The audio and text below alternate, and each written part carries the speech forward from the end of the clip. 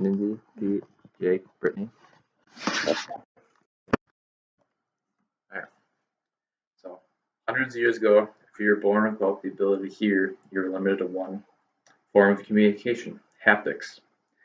But with today's technology, everything has changed. I will talk about the different elements of haptics, how haptics is being used in the medical field, how it's helping deaf hear, and how we use haptics in day-to-day life. First, I will explain the different forms of haptic communication. Haptics is a form of touch communication, which you have to be careful in how you use it. The first is professional. Some jobs require it mostly in either the medical or the healthcare field, where you have to work in elderly homes or anything like that.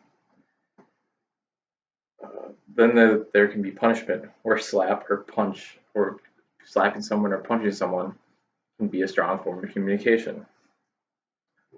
Next is greeting, which can vary from either a handshake to a hug depending on your culture and the region you are in.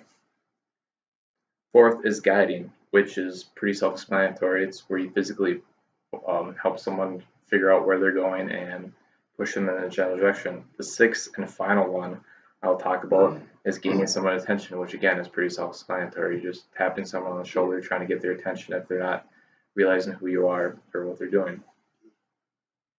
Next, I will show how haptics is being used to widen the horizon of medicine. Haptics in the medical field is called touch-sense haptic technology. They create haptic sensations with actuators or motors which generate vibrations to the users. The biggest use of this technology is meshing the precision of robotic touch with the skill of a surgeon.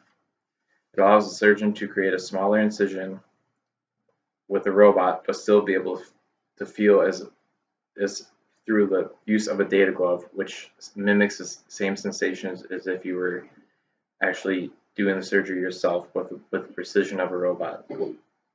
This is also used in the training of the surgeon, so he or she will know what is going on before they're actually doing their first operation on a real person.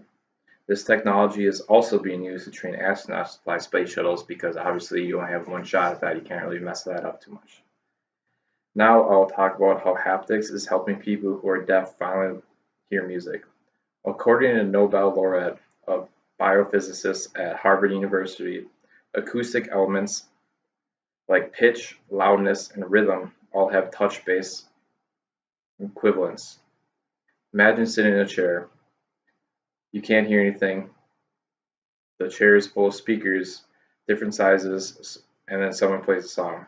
With the chair, you can actually feel the song.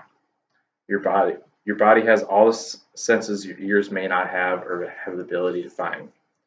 Technology now can make it so deaf people can actually hear things. The vibration patterns that make up speech through their skin. They use different frequencies on different parts of your hands and arms, and you can be taught like the different meanings of different frequencies to learn different letters and syllables and everything like that, and be able to distinguish the different vibrations between the two to be able to communicate better and hear everything. And all this research is what led to the cochlear implant, which relays sound right to the nerves right behind the ear. Finally, I'll explain how haptics makes you feel things that are actually not there. You may not realize quite how much you actually use haptics in your day-to-day lives. Haptics is involved with everything we do now. We have haptics in our video game controllers. The vibrations of the controller vary depending on what you're doing and what types of games you are playing. We even have haptics in our cell phones. When your cell phone rings in your pocket and vibrates, that's the phone communicating to you that you have a message.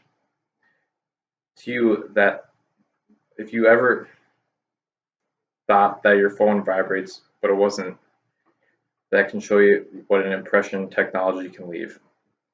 We even use haptics in planes. The pilot uses a yoke which they use to control a plane, and they use that to shift the different levers on the plane, and the yoke will vibrate if the plane is about to stall. The newest technology that they're starting to implement is with cars. They're putting grooves in the steering wheel for your hands that are connected to GPS or sensors in the car, and then whenever you get close to your turn that you're going to take, or if you're getting closer to a car or someone's in your blind spot or anything like that, the grooves start to vibrate, and then that's relays the information back to you that you need to turn or that there's someone in there.